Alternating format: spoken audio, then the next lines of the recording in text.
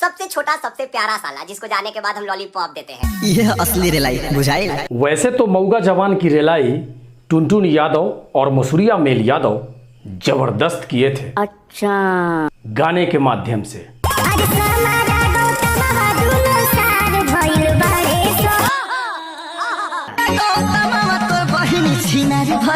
फिर भी मऊगा जवान का मन नहीं भरा तो विकास राज ने भी रिलाई कर दिया खुलेआम स्टेज पे।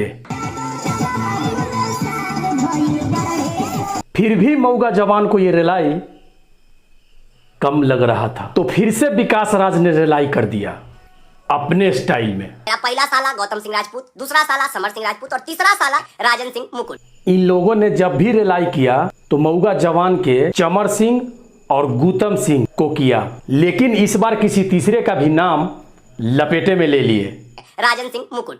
इस बार विकास राज के हत्थे पादन सिंह गुकिरवा भी चढ़ गया। इन तीनों ने जमकर बुराई किया था विकास राज का, लेकिन इन तीनों ने कभी नहीं सोचा होगा कि जब विकास राज पलटवार करेंगे तो इनकी रूह तक कांप उठेगी।